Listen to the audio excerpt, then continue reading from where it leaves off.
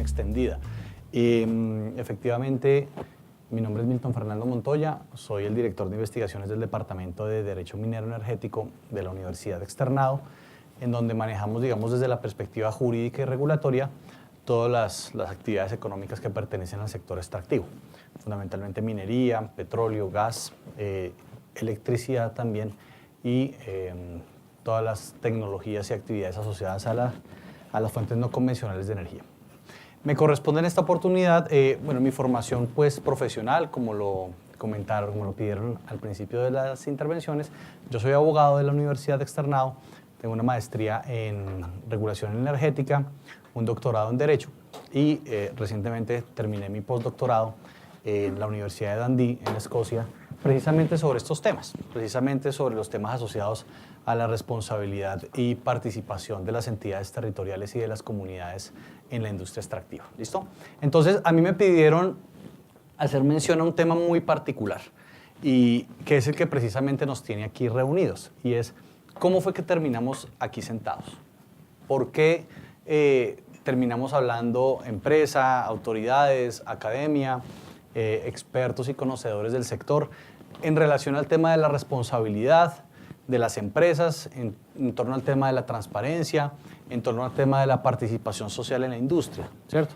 Y haciendo honor y en virtud de mi formación, yo les dije a los organizadores, perfecto, mi experticia puntual está en el tema de la participación de las entidades territoriales, el por qué hemos tenido un cambio en ese diálogo social entre la industria, las autoridades y las comunidades en el marco de la industria minera inicialmente. Esto es un proceso que ha mutado. Comenzamos en el sector minero, después la problemática se extendió rápidamente al sector de hidrocarburos y terminamos ya hablando de también demandas de participación de las comunidades y procesos de consulta que inclusive tienden a impedir la ejecución de proyectos en el sector eléctrico también, ¿cierto? Entonces, esto, digamos, y no va a parar ahí. Se extenderá al sector de infraestructura, etc. Entonces, voy a utilizar el tiempo que me queda también para tratar de dejar algo de tiempo para el diálogo, que entiendo que es de lo que se trata el ejercicio, para ser muy puntual en el tema que voy a tratar. No voy a hablar, digamos, de la importancia económica y la importancia que en términos macro de cifras tiene el sector minero energético en el país. Yo creo que todos lo sabemos, ¿cierto? Yo inicialmente traía una parte destinada a contextualizar esa materia.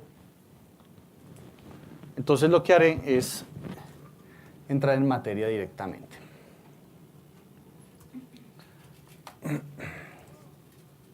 Bien, ¿qué sucede en Colombia? Básicamente, cuando uno toma una radiografía del sector minero hoy, tenemos tres problemáticas. Primero, una problemática base de inseguridad jurídica, ¿sí?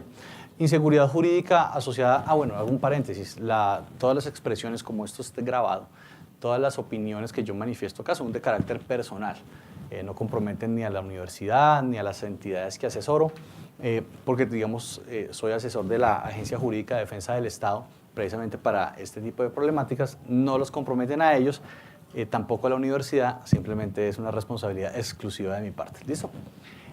Problemáticas del sector minero energético hoy en día, puntualmente el sector minero, inseguridad jurídica, tenemos un problema de conflictividad social, ¿cierto? Conflictividad social no entendida en términos peyorativos, simplemente que estamos en un periodo de transición, entre el relacionamiento con la industria, con las comunidades y a su vez con las autoridades. ¿Quién lidera a quién? Digamos, ese tema no es claro todavía. ¿Y por qué inseguridad jurídica? Porque simple y llanamente, desde el punto de vista legal, no existen los instrumentos hoy que regulen ese relacionamiento. Y yo voy a entrar un poco más en detalle sobre ese tema. Falta de coordinación institucional. En el 2015 tuve la oportunidad de asesorar a la Agencia Nacional de Minería, justo cuando, tal vez fue 2014-2015, justo cuando salió la sentencia C-123 del 2014, ¿sí?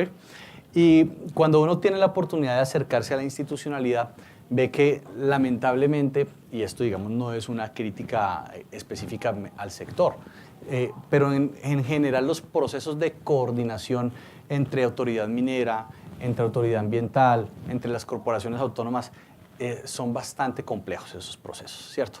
Y esa complejidad hace que muchas veces, por temas de tiempo, por temas de agenda, la doctora lo explicaba muy bien, por el mismo relacionamiento con el gobierno, ¿cierto?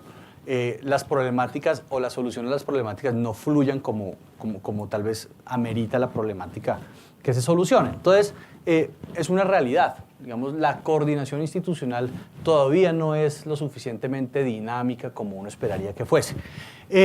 Por supuesto, aquí hay unas discusiones jurídicas muy grandes y es hasta dónde llegan las competencias de las autoridades locales para regular su uso de suelo, ¿cierto? Y en esa medida para poder imponer restricciones o limitaciones al uso de los recursos del subsuelo, ¿cierto? Eso no está resuelto todavía. ¿Y cómo llegamos acá? Básicamente, hemos llegado a este punto. Yo quiero que ustedes tengan en mente 3 hitos jurisprudenciales. Sentencia C395 del 2012 de la Corte Constitucional, sentencia C123 del 2014, sentencia T445 del 2016, ¿cierto?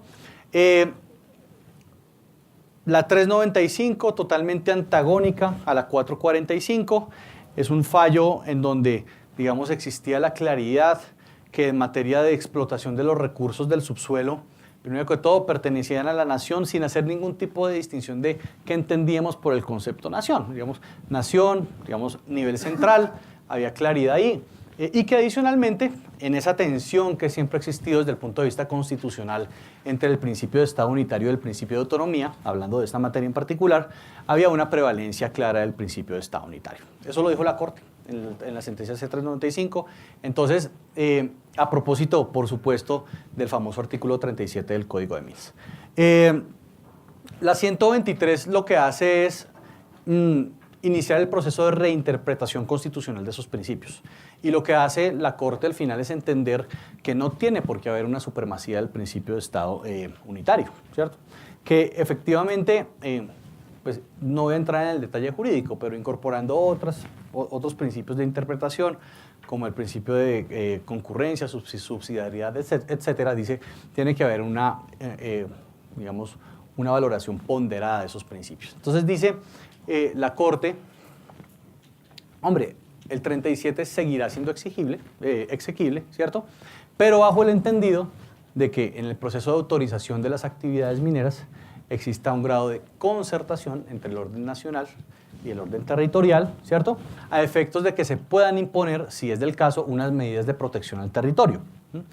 Fíjense que la Corte nunca llegó a hablar de poderes de veto, nunca llegó a hablar de la facultad unilateral que tienen las entidades territoriales para prohibir la actividad minera.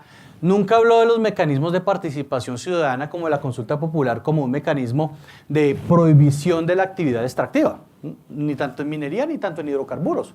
La 123 siempre se basó y se fundó en el principio de concertación, ¿cierto? Ahora, que los decretos siguientes, el decreto navideño, digamos, no dejaron muy claro qué implicaba esa concertación y hoy, digamos, a uno sí le gustaría que le explicara, ok, ¿y esa concertación hasta dónde va? ¿Qué se entiende por concertación? ¿Qué pasa si la entidad territorial al final no concerta por X, Y o Z razón?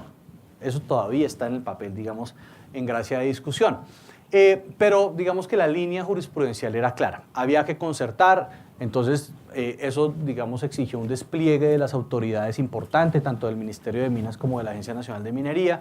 También en su momento se involucró el Ministerio de Ambiente en aras de buscar alternativas para esa concertación. Pasó el tiempo, digamos, el tema no se zanjó por completo. Lógicamente, los grupos de interés que entendían que esa concertación les otorgaba mayores derechos a las autoridades territoriales, pues siguieron con una campaña de información distinta a la que uno entiende de la lectura del fallo de la Corte, hasta que llega la famosa T445, ¿cierto?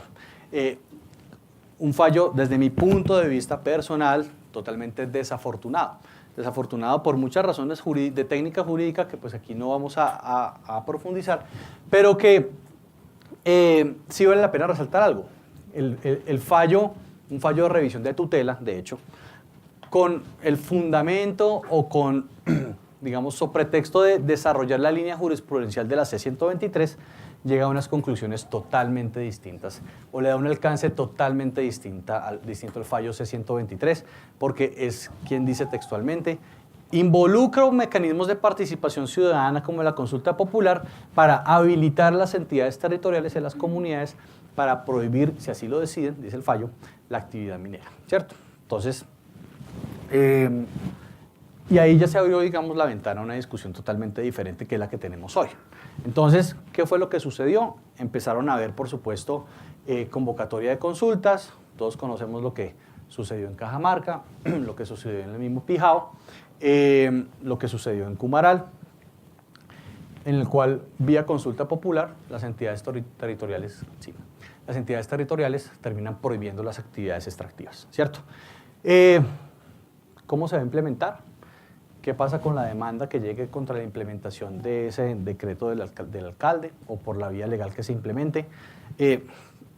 Tenemos ese escenario y tenemos ahora el segundo escenario, y es que los alcaldes asesorados ya no les interesa convocar consultas populares, porque eso tiene, digamos, algún tipo de requisito previo en materia. Hay que cumplir, digamos, la ley de participación ciudadana, hay unos umbrales, hay unas discusiones incluso relacionadas con la financiación de esas consultas, ¿cierto? Hay conceptos del Ministerio de Hacienda que, digamos, se contradicen con ministerios de la registraduría. Entonces, lo que han hecho los alcaldes y los concejales asesorados han sido decir, yo no necesito convocar una consulta popular, yo unilateralmente puedo expedir un acuerdo a través del Consejo en el cual prohíbo directamente la actividad extractiva, bien sea de hidrocarburos o bien sea de minería, ¿cierto? Así sucedió y así ha sucedido en el caso de Jericó, en Antioquia, en el caso de Támesis, y ha sucedido también un fenómeno bien interesante. Salen los acuerdos que prohíben la actividad extractiva, la institucionalidad reacciona, se demandan los acuerdos, no se demandan, se le solicita al gobernador del departamento que por evidentes vicios de legalidad e inconstitucionalidad objete el acuerdo, ¿cierto? Hay algunos gobernadores que han objetado, el gobernador de Antioquia y gobernador del Tolima, el del Tolima en el caso de Ibagué, ¿cierto? Y ese trámite, a partir de esa objeción, se va entonces al tribunal administrativo correspondiente del departamento. Y ahí están, y ahí están. ¿Qué va a pasar? No sabemos. ¿Qué va a pasar si se cae un acuerdo? Eso va a ser, digamos, va a tener un efecto dominó en el resto de acuerdos que tengan la misma línea. Estamos ahí, estamos esperando. Creemos, o por lo menos desde el punto de vista personal, creo que existen posibilidades de que los acuerdos de Támesis o Jericó, el Tribunal Administrativo de Antioquia los objete o los declare, digamos, ilegales o inconstitucionales, sobre todo porque hay un fallo bien interesante del Tribunal Administrativo de Antioquia del año 2015, no sé si finales de 2014, principios del 2015, en la cual, con fundamento precisamente en la sentencia C-123 que ya había sido expedida, objeta la convocatoria de una consulta popular que tenía digamos, la finalidad de preguntarle y consultarle a la ciudadanía, no recuerdo en qué municipio, si digamos, decidían o estaban a favor de la explotación de recursos mineros y el subsuelo. Entonces, existen antecedentes interpretativos en el Tribunal Administrativo de Antioquia que podrían darle a pensar a uno que esos acuerdos pueden llegar a objetarse. ¿Y qué va a pasar a partir de ahí entonces? ¿Cierto?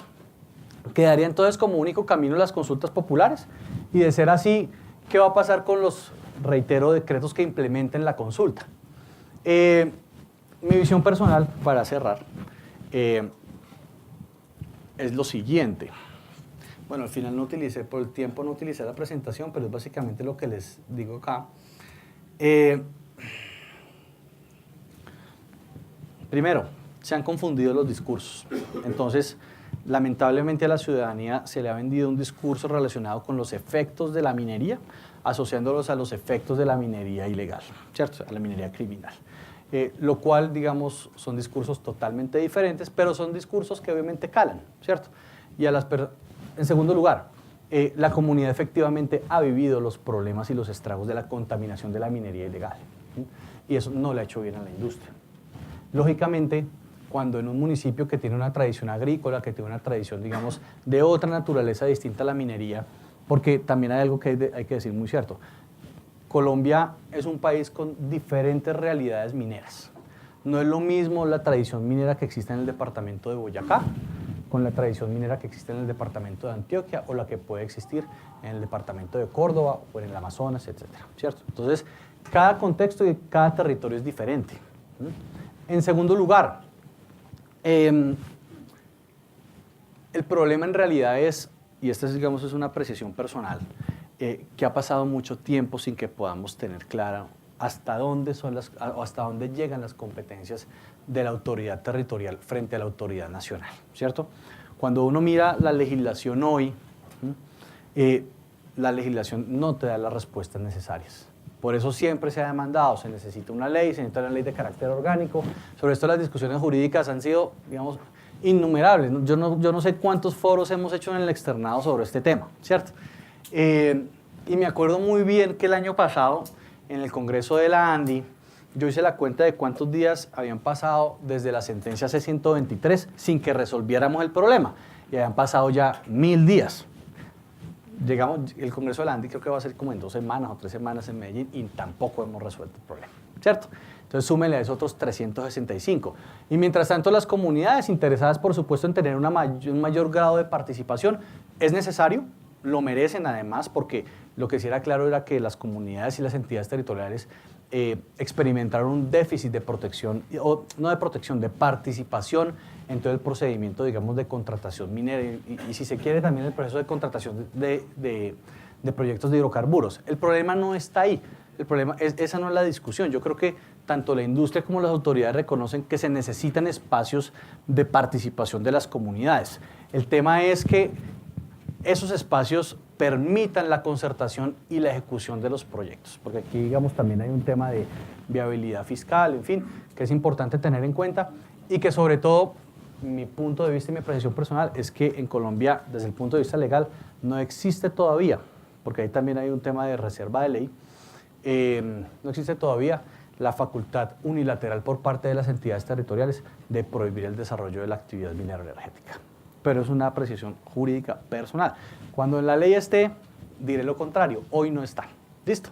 Entonces, y con todas las controversias porque la historia no ha terminado, se viene un fallo de la Corte importante en el tema de Cumaral, se los anticipo, y ahí estamos buscando claridad.